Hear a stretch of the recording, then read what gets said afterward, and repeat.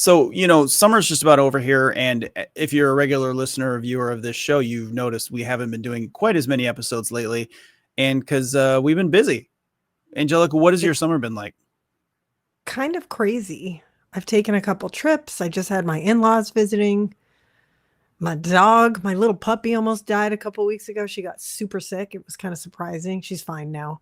But I haven't had any time really on the weekends to sit down and watch a movie or even watch shows. And I guess summer kind of works out that way. What about you guys? You've gone on quite a few vacations, little trips here and there too. I guess we went to Hawaii in May for my wife's birthday. We went to South Dakota and Minneapolis. I don't think that really counts as a vacation. I mean, it was fun. We saw family, but it's not like a fun trip. And I just did guys weekend out at the coast with some basketball buddies. We're 14, 35 to 51-year olds all hanging out in a house together. Um, it was fun watching people get drunk and, be 14 silly. people. 14 people. 14 people. It was a 4-bedroom For how long house. were you out there? 2 nights. But 3 days, like Friday, Saturday, Sunday. That's good. I feel like that's the maximum you could do, like guys or girls weekend. It's like going to Vegas. By Yeah. the third day, you're ready to go home. Yeah. The debauchery can only last for so long before you, as an old person, you just start feeling terrible. Yeah. We do girls weekend every year, and now on the second night a lot of times we stay home because one night is too much and we have to recover. Yeah. We didn't, I mean, some dudes went and played golf, but that was the only time anybody left the house. We were in Lincoln City where there's a casino and a couple of guys went to the casino, but for the most part, we just hung out and played poker and watched baseball and stupid middle-aged man stuff Just sitting around farting. mostly, but discreetly. We're not like disgusting. I made carnitas for everybody on Friday. That's like my highlight is cooking for people. And I made Yeah. hummus and baba ganoush for Saturday night, which was a hit, I think. I smoked the eggplant in my smoker, so it had a whole bunch of extra smokiness. And Friday and Saturday, did anyone else cook or were you handling the big meals? no, other people cooked too. It was kind of like I Oh, that's handled the good. main stuff on Friday, and somebody made jambalaya on Saturday, and we Nice. had like a kind of grazing station with my stuff on Saturday, that sort of thing. But Yeah. that's some old man stuff right there. That's the thing I look forward to is Yeah, everyone's going to smoking eat your my meat. baba ganoush. I love it. Same. Yeah, it's been a crazy summer, but we're going to get back on track with the podcast and try and do them regularly. But we're the boss, so you get Yeah. what you get. And, my son starts kindergarten tomorrow. Wow. Yeah. And How are you once feeling he is, about that? I I feel can't believe good. August is in kindergarten. I mean, it makes me feel old and he's aging so fast as kids do, but like I'm excited. He's got a good teacher. He's got a male kindergarten teacher, which is pretty rare. And we met him yesterday and he's great. My son's been going to a preschool that mimics public school schedules. So like he's already kind of used to the whole thing. So I don't think the transition will be that hard. I think it'll be fun. And then it'll also help us get into a more regular schedule because this summer was kind of all over the place. Yeah, And I that'll be think good. August is going to love it. Both my kids, as soon as they started kindergarten, they were in preschool too. They just felt like big kids and they just absolutely loved it. Now, are your kids at the age now where the end of summer start of school is something they dread? Yeah. I mean, I think my 14-year-old who's in eighth grade was excited to see his friends, even though he sees them in the summer, but he's just excited to hang with everyone at school. My 11-year-old is really, really dreading it and just has cried several times. So I don't know. We go back on Tuesday. I still haven't even bought school supplies. I don't even know if their pants fit them. I'm going to be doing everything last minute over the weekend because that's how I roll now. And I have to figure out in that time period how I'm going to get him to settle down and accept the fact that, you know, it happens. People get bummed out at the end of the summer, school starts. This is just the beginning. Right. I feel like once they're a weekend, all that stuff goes away anyway. Yeah. And the good thing is, you know, they're out of the house more and you have a little simpler life during the school year. I can take a nap. Yeah. And I can't do that when they're at school. Although I do I see those videos where moms like drop the kids off and have mimosa parties and stuff. I actually kind of miss my kids at the beginning of the school year. Like, I like my kids and I don't mind that they're home in the summer. My sleep schedule is kind of screwed up because of it. They go to bed so late, but I miss them when they go back to school. So I like having them around a lot in the summer and being able to do stuff with them. Yeah, and that's what's so weird to me about those kind of jokes, because it's like the joke is you hate your kids, or Yeah. like, the old Henny Youngman, I hate my wife. Yeah. Like, I mean, I get it. Like, they're like, oh, my kids drive me crazy sometimes, but it's always like they're taking it too far. And I'm like, Jesus, you have to go home and get wasted as soon as you drop your kids off at the first day of school. Like, it's crazy. Like, I like it. This is how I felt at the beginning of COVID. I feel bad saying that because COVID was obviously a bad thing. People died, the economy collapsed, whatever. But the one silver lining for me was that like I had my kids home and my husband home and we just hung out together and it was awesome. I love that. yeah, that was the silver lining. Absolutely. Seeing everybody all day long. And like, like when I was working in my office, I could hear them banging around upstairs, having fun. And then it was my turn to take over. Yeah, it feels good to know they're in the same house and you're doing stuff together and you don't have the pressure of everyone's crazy schedule and running around like we are now, like we've been doing all summer. We're back to the grind, right? Right. Well, the good thing when they go to school too is now you can finally let out those farts.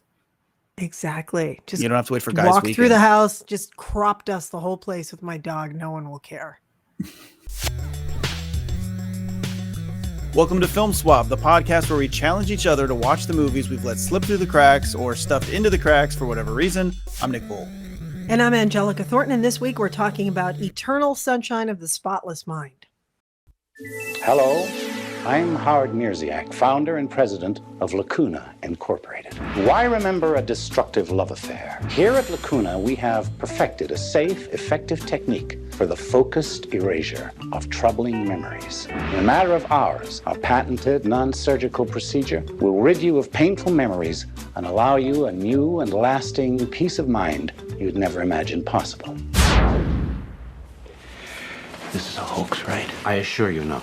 Is there any risk of brain damage? It's on a par with a night of heavy drinking. Nothing you'll miss.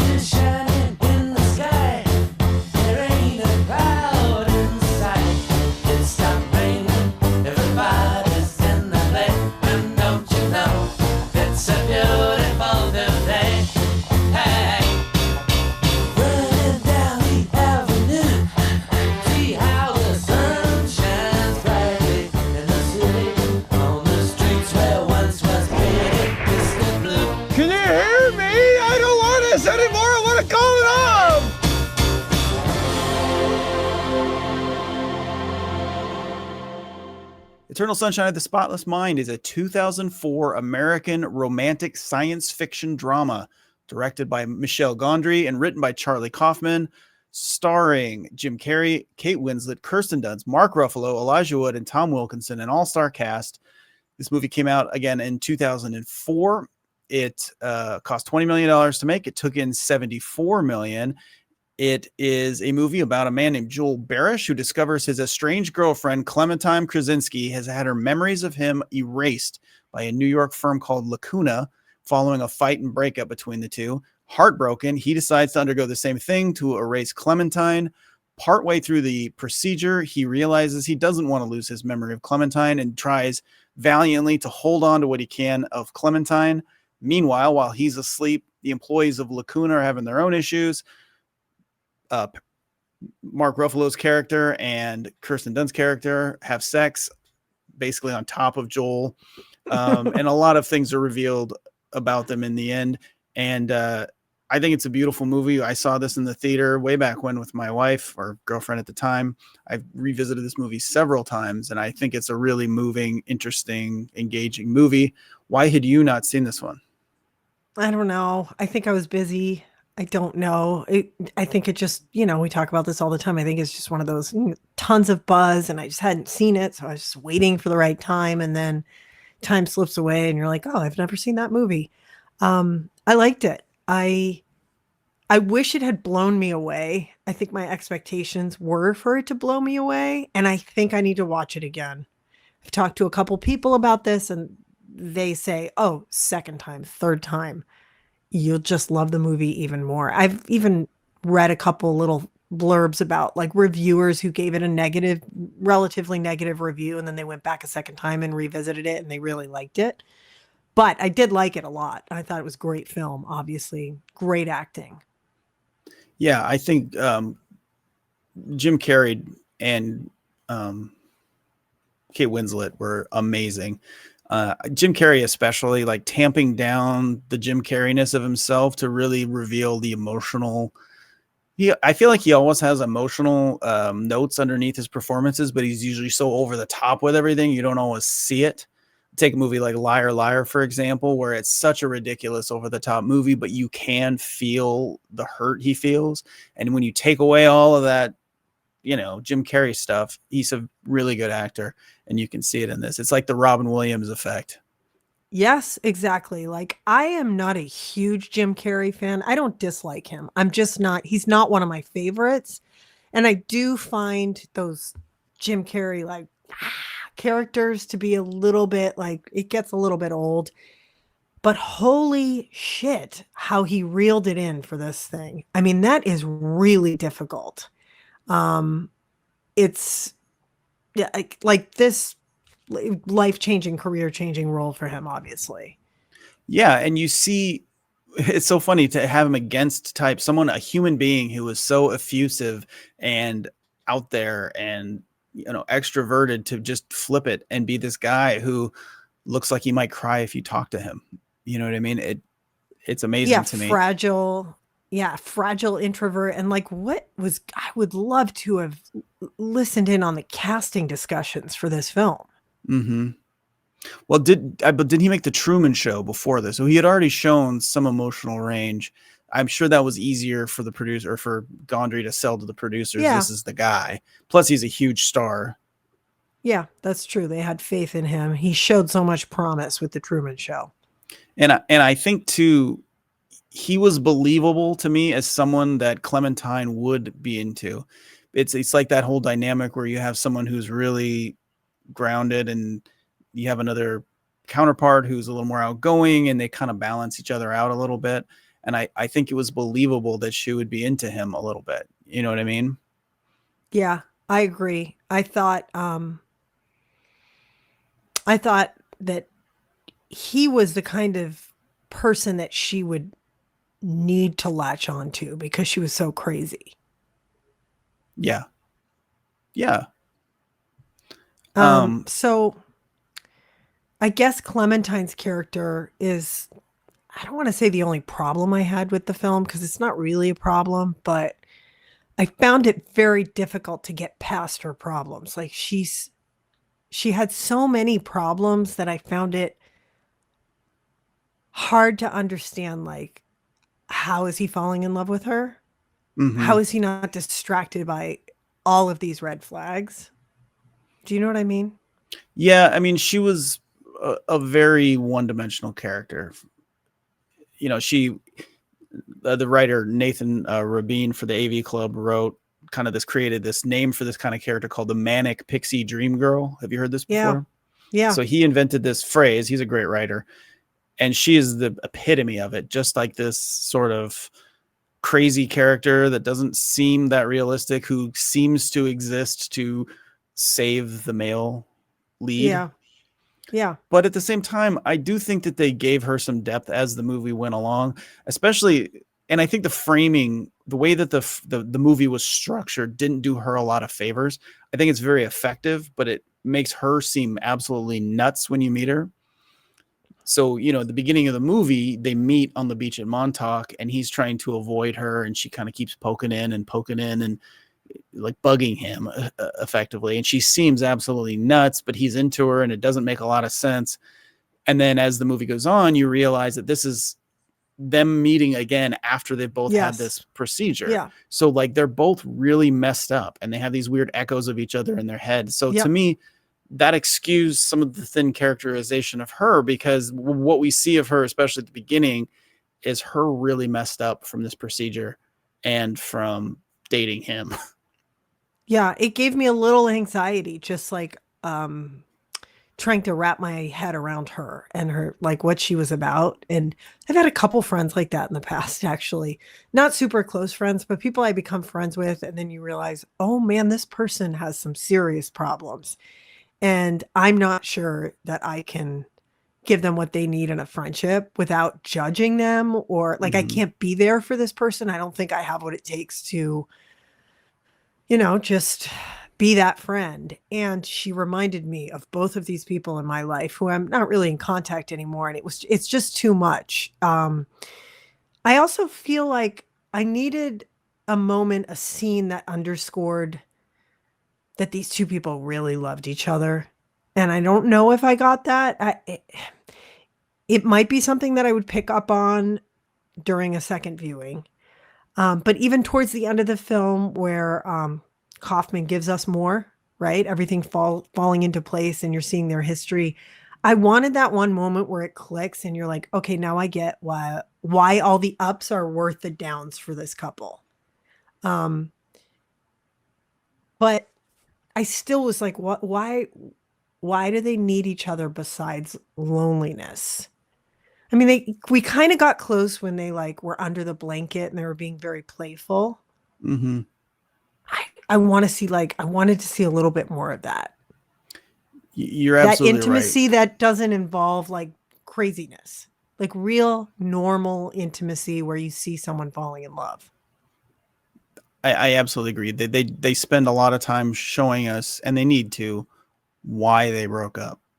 But you're right. They don't show us why they love each other. That's a great point. And the scene under the blanket was great. The scene when they're on the ice and he tells her that he could die right now and, because he's happy. Those are great scenes, but we needed a few more of them. Yeah. Even just one extended scene where you see them being playful and having fun, because they are playful and fun kind of characters. You can see when they get around each other, you just don't get enough of it. I think that's a great point. And, crazy people are fun. So they really could have played that side of her personality up. She's also an alcoholic, and that was a little bit troublesome that they sort of glossed over that. Like, she clearly has a drinking problem. And when they got into that fight, or maybe it was when she was listening to his recording, I think it came up. I don't remember. You would probably remember. I'm like, oh, they should have touched on that a little more. It's a little problematic, but I don't know if I don't know if I agree with you. Maybe it's part of his personality to just look past it. I don't know. Or maybe, again, we don't see the good stuff or the positive stuff. So maybe part of the thing is he wants to save her. It's like these manic pixie dream girl characters are meant to save the man. Well, he's trying to save her too from herself. And then, he can't get past his own insecurities and he says those awful things to her. Not that she doesn't deserve criticism, but he goes to the worst possible thing. But that's all you see. You don't see. Yeah, that is the main problem with the movie. I thought that was very effective, though, that they had to listen to each other, be honest about the flaws, and you're listening to it go, yeah, I could say the same thing about my husband and people that I've been in relationships with in the past. Nothing is perfect. There's no perfect relationship. Would I be mortified if this person were in my head?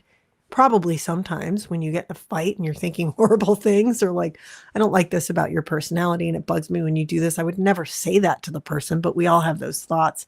So I thought it was really interesting to watch that play out. You can just say it here on this podcast. Nobody's listening. Just lay it out. You know what I mean? Oh my God. A lot of the things I used to complain about with my husband, or when he was my boyfriend, and I used to care about, and we're at the top of my, oh, this annoys me about you. I do not give a shit anymore. Mm-hmm. He's messy and just, isn't great about doing things like making doctor's appointments and, oh, we got to get an oil change and all that stuff. But as I've gotten older, I'm like, I don't care. He's really good at the important stuff. None of that shit matters. I can take over that stuff. Do you know what I mean? Totally. Your perspective changes over the years. I'm like, those are so insignificant. I'm not going to be on my deathbed going, God, I wish he'd put more clothes in the hamper instead of on the floor. God, I wish my wife would screw the lid on the peanut butter jar all the way down, so when I pick it Yeah, up, it doesn't no, fall I'm going to be off. like, damn, he was good in bed. And I'm happy about that. Let the laundry pile up. All right, there. See that's good. You've got perspective. The perspective Yeah, I that they do. didn't have. I know. Well, they're Let's talk a younger little. than us too, I think. How old are they supposed to be? I'm 30s? guessing in their early 30s. Yeah. I mean, I'm sure that's how they probably about how old they were when they made Yeah. it. So, Yeah. let's talk about the supporting characters because that's just the main plot. I think the secondary plot is also very interesting. Focusing on the Lacuna employees who are helping him. Kirsten Dunst is great in this movie. She's so like delicate, and she plays that crush on her boss, Tom Wilkinson, Dr. Howard, so well. It's perfect.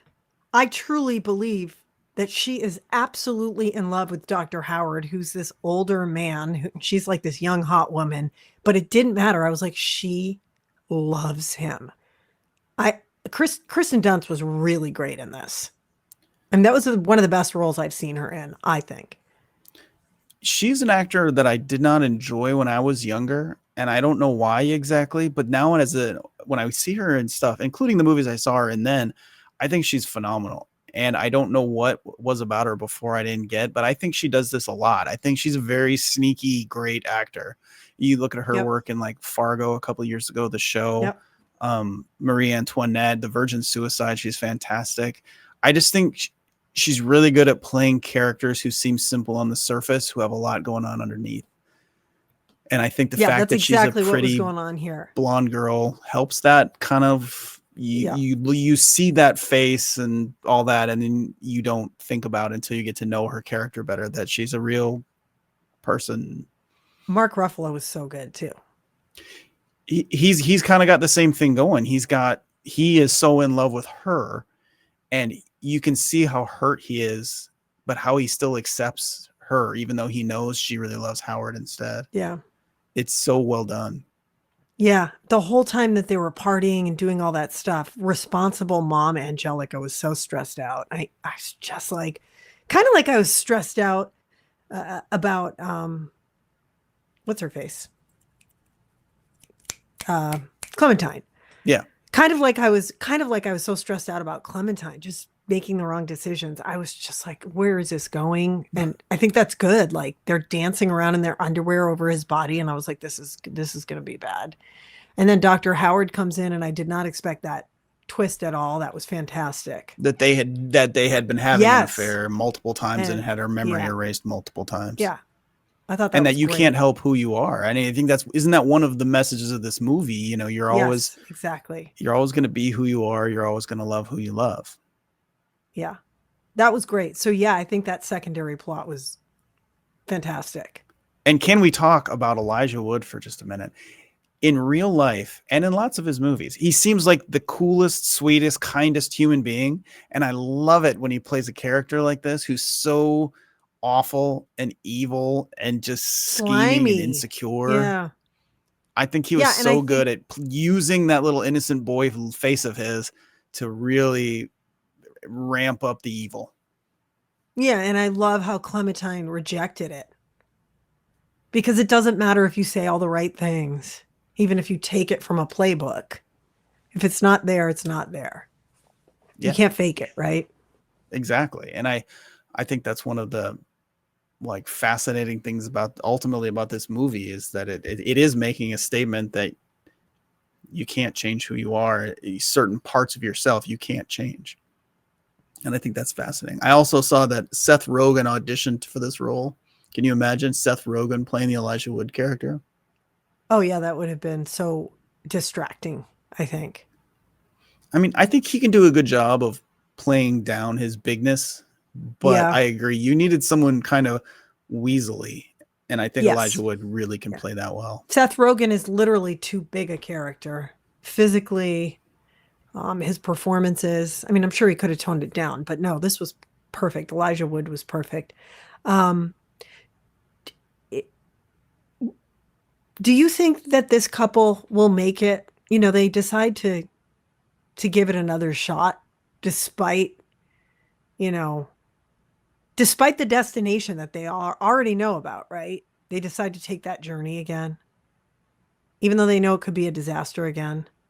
Would they do that? Do you think this couple in real life would do that? Would take the I chance? could not stop. Take that second chance where they decide to do it all over again, knowing what they know. I could not stop thinking about that the next day. Yeah, I think that's realistic. As far as they feel something and they know they feel something, will they make it? I don't think it even matters. I think that the central fantasy of that ending is that, well, what if you could? What if you could Let's redo just give it a something you shot. really screwed up, and you could do it with effectively a clean slate, because they don't remember really anything that happened. So, think of that failed relationship or the thing that you could have done differently. Now you can. You don't maybe remember what the mistake was, but at least you're starting at a better place. So now the question is, when you think about, can you change yourself? Can you change anything about yourself? Can they change the things that led them to break up in the first place? Can he let go a little? Can she tamp it down a little? You know what I mean? Can she commit to him in a real way? And can he let loose enough to, that's the question. Can they do it? Yeah.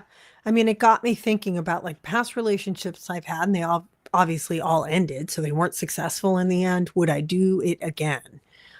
And my answer with most of them is, well, yeah, because just like having your memories erased, it changes the course of your life, right? So it's, you need to have these experiences in order to get where you are. But also, at the same time, I feel like relationships should not be this hard. Do you know what I mean? Yeah, I agree. You shouldn't. I feel you like shouldn't if be fighting all the time. It shouldn't be like we got to get through this battle to get happy. And I think a lot of people think they can fix things about each other, and they end up together. And maybe some people do work through it, but the chaos of their relationship, to me, I'm looking at it thinking, God, is that really worth it? I don't care if you love the person on some level. That is a difficult life. It's a difficult place to be. Which is why ultimately I've broken up with people, or they've broken up with me in the past, when I'm like, this is too hard. Shouldn't be this hard. Because I feel like, yeah, you've got so much going on in your life with work and all these other things. The place you should go to find peace is your relationship with your loved one. Exactly. And then you add kids to the mix and this and that. It's only going to get more crazy. I don't know. There are people in relationships that are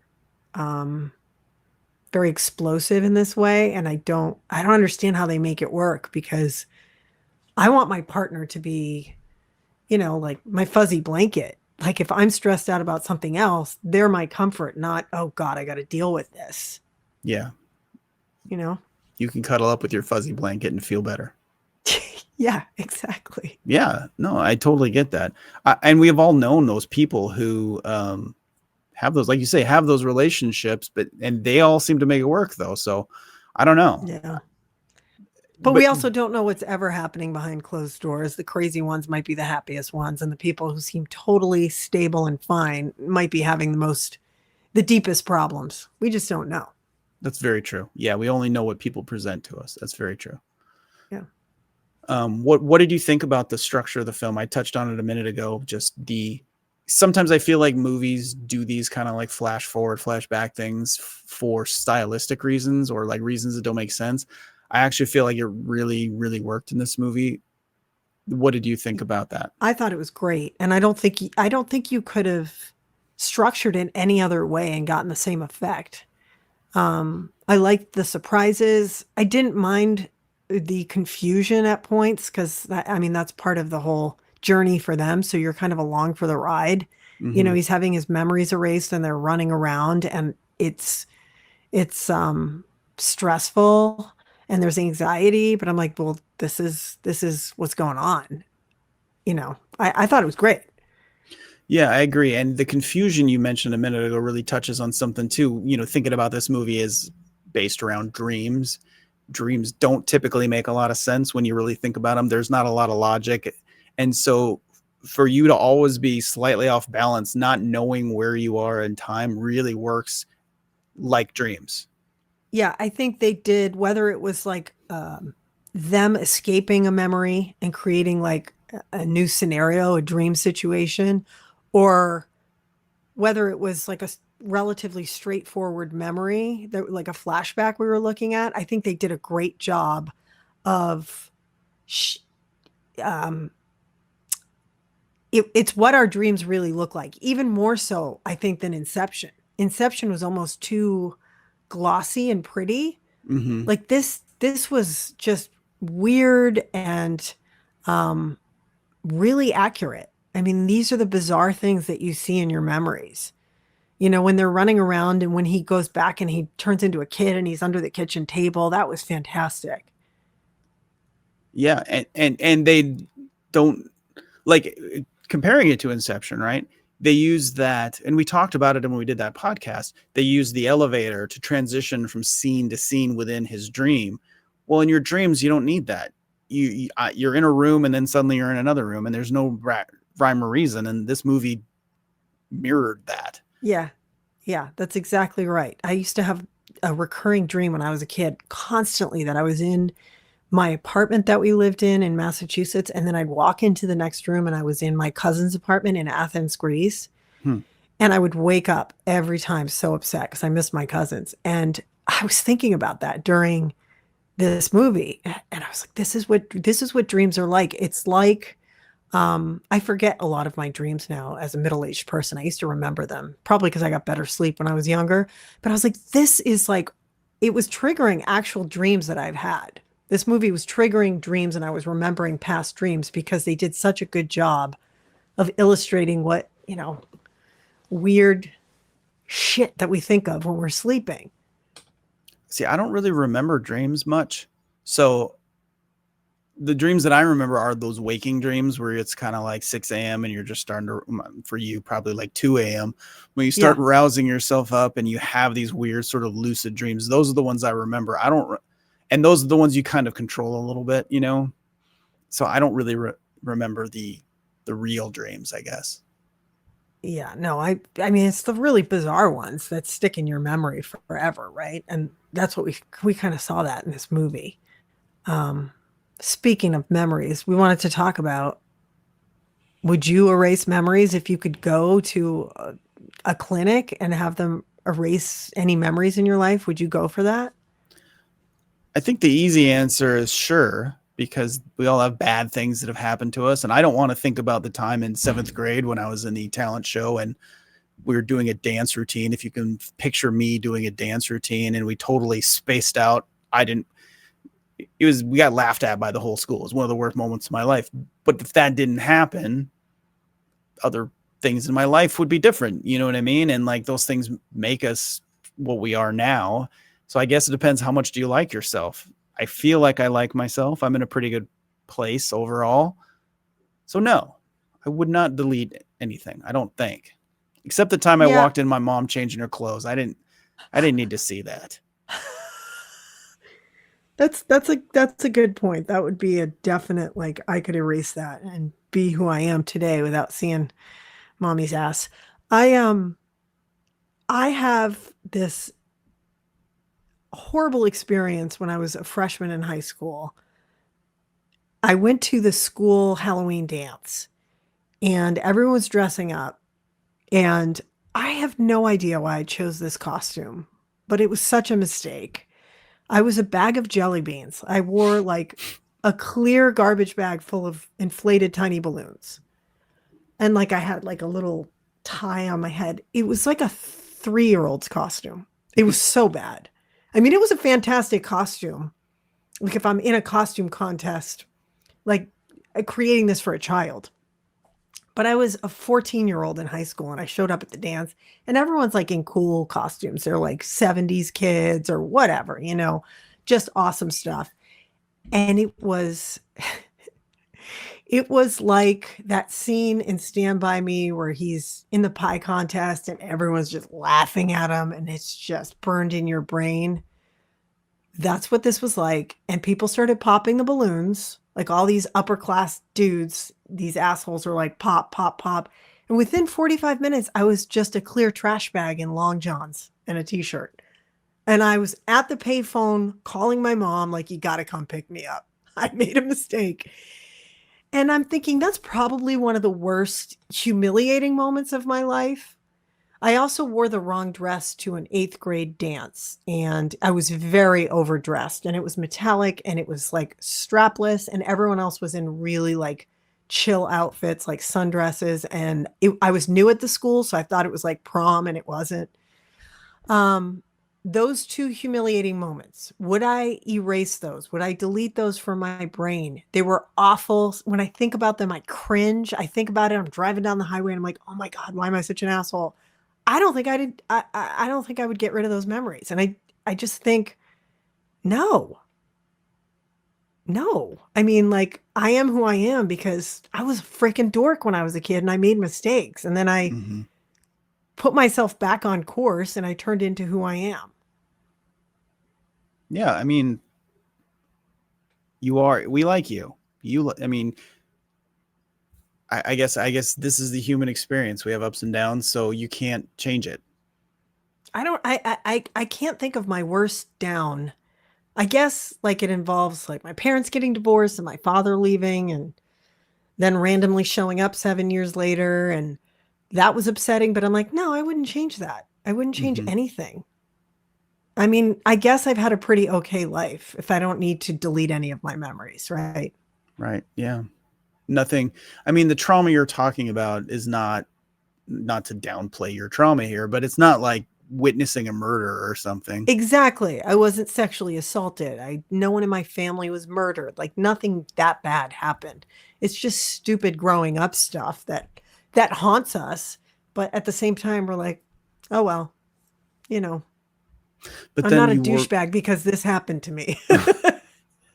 But then and just thinking about our own kids then, and you parents want to prevent their kids from having those things. But no matter what you do, it's going to happen in some way. And you can make sure that it's not as bad as it could be. But you still, they need to experience bad things to grow as people, just like we did. Yeah. And I think like some kids today are not experiencing those bad things and I don't know.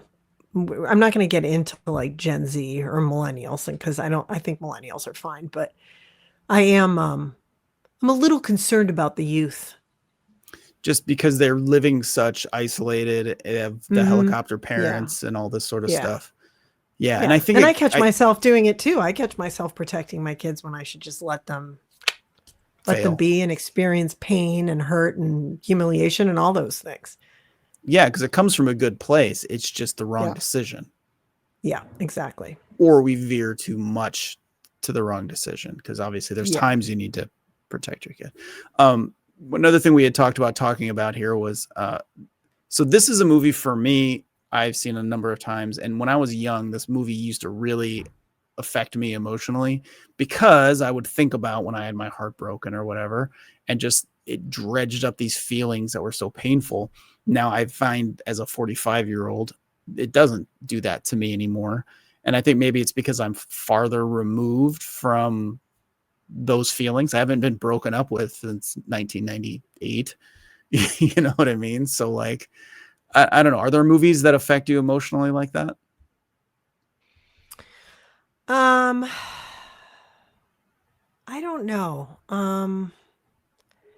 Not as far as like bringing up old heartache or anything like that. But I agree. Even songs used to trigger me when I was younger. There was one breakup in particular that I took a long time to get over, and I can still if I put myself in the right place, I can still feel that like heavy pit in your stomach, heart is going to drop out of your body feeling. And songs used to trigger me and movies used to trigger me, but it used to be just any people falling in love. Yeah. I can't think of any particular movie that still makes me feel that way. Yeah. Whenever you see the video for Baby Got Back, you just feel a little heartstring pull, like she did have back. No. No, Maybe that's just me. no, Um, no. Is there anything else that we need to say about this movie other than you should see it if you haven't? Yeah, I think I would definitely recommend this movie, and I think I should see it again. I don't think one passes enough with something like this. It's pretty I agree. complex, and I'm sure I missed a bunch of stuff. Well, and knowing now too that the shape of the movie and the structure of the movie, you look for different things, little signifiers, and yeah, you'll definitely see the movie a little bit differently. Yeah, the puzzle pieces will fall into place, and I won't be pausing and thinking, which I did a couple times. Hmm. Like I paused the film and I'm like, wait, what's going on here? So I'm going to try and give it another shot. And I have a feeling I'll like it more the second time, Sure. even more. I liked it a lot, but I think I'm going to appreciate it more. So I'm looking at the list of awards that this movie got too. So it was only nominated for 2 Academy Awards. It won Best Original Screenplay, which makes sense. Kate Winslet was nominated for Best Actress, which great. I am stunned that it wasn't nominated for editing because they did most of the effects in camera, meaning not a lot of CGI. So it was really done with shooting and editing to create the effects we saw on screen. I can't believe Jim Carrey wasn't nominated for this. And I think that's a function that's a of total snub. Yeah, of like Hollywood seeing him as Dumb and Dumber and not a serious actor. Like originally Nick Cage was up for this role. Like that was Michel Gondry's original top choice. If Nick Cage was in this movie, I guarantee you, if he did a good job, which I'm sure he would have been nominated for this because, it's a showcase role. Who won Best Actor that year? Do you know who won Best Actor that year? I don't. This Let was me see. 2000. Let me click on the old link. So Best Picture that year, I don't know. Best Picture that year, $1 Million Baby won, which I think is a wildly overrated movie. The Aviator was nominated, which I think is great. Finding Neverland is terrible, and it was nominated. Ray is not a good movie. Sideways, I think, is a good movie. So, I think it's better than at least 2 of those nominees. Best Actor was Jamie Foxx as Ray Charles, which fair enough, but yeah. I don't know. It's hard. These awards things are so stupid because we take them so seriously, kind of, but they are ultimately pretty stupid. It's a pretty competitive year. Like Paul Giamatti was pretty great in Sideways. Like he wasn't nominated. Good year. He wasn't nominated. No, Best in Actor. Sideways. No, I know, right? Exactly. It's Jamie Foxx. That's crazy. For Ray, Don Cheadle for Hotel Rwanda, which I haven't seen. Johnny Depp for Finding Neverland, which again I think is a terrible movie. Leonardo DiCaprio is The Aviator. He was great in that movie. Clint Eastwood for $1 Million Baby, which that's like a legacy nomination to me. It's fine. But it's not I don't think it's a great movie. Yeah. Thomas Hayden Church was nominated for Sideways when he was great in that movie too. But Best Supporting Actor. So Best Supporting Actor. Yeah. How did Paul Giamatti get looked over? That was a great character he played. Wow. Yeah, it's crazy. So that's, I don't know. It's just funny to me that how seriously we end up taking these things, but how also a lot of the times these Oscar movies are things that disappear. When's the last time anybody talked about Finding Neverland or Ray? Yeah. And every single time we talk about people getting snubbed and we get mad and then we all agree the Oscars are bullshit anyway. So, and yet we care. It's so funny. I know. It's so screwed up. I don't know what to say. Anyway, Jim Carrey was great in this. That's like I want to watch other things that I haven't seen Jim Carrey in now because I have a new appreciation for him after this. Mm-hmm, for sure. I will say he hasn't been in a lot of great dramas. I think a lot of the dramas he's been in have been bad. I don't think that's his fault. I think Man on the Moon is a pretty interesting movie. If you've seen that, have you seen? It's the Andy Kaufman biopic. Yeah. Kind of feel like I watched that, but I might have been under the influence of things. I'm not a huge biopic guy, but I think they do a good job with that one, and he's phenomenal in it. But I can't think of this and The Truman Show are the only dramas of him that I really think are top notch. But again, not All right, because of so him. you talked about legacy Oscar nomination, Clint Eastwood. Next week, we're going to watch The Bridges of Madison County, which was directed, starring Clint Eastwood too, directed by Clint Eastwood, and of course Meryl Streep. It's an oldie but goodie, in my opinion. It's a love story. It's a different kind of love story, not as intense as this one as far as, there's no sci-fi element or whatever, but if we're swinging way in the opposite direction. Yeah, it's not young people kind of in love. It's old people who are horny. Yeah, exactly. I have not seen it. It's not a movie that was built for a young me. So I'm curious to see what I think of it now. I think Clint Eastwood has made some outstanding movies, so I'm sure it's good. I mean, Meryl Streep is unimpeachable, except for The Iron Lady, which is more to do with the subject matter than her performance. Seen that yet. Yeah, I look forward to it. That'll be fun. Awesome. And we will be back every week, hopefully, moving forward. Now that school's back in session and we're going to settle into a rhythm here. Angelica, what do we always say at the end of the show? Love actually sucks. The movie, not the emotion. Film Swap is produced and hosted by Angelica Thornton and Nick Voll.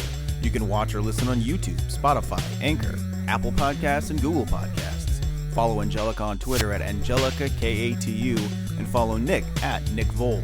Share your thoughts on the films we discussed there, and we might just read them on the show. Music by John Michael Farley and Nick Voll.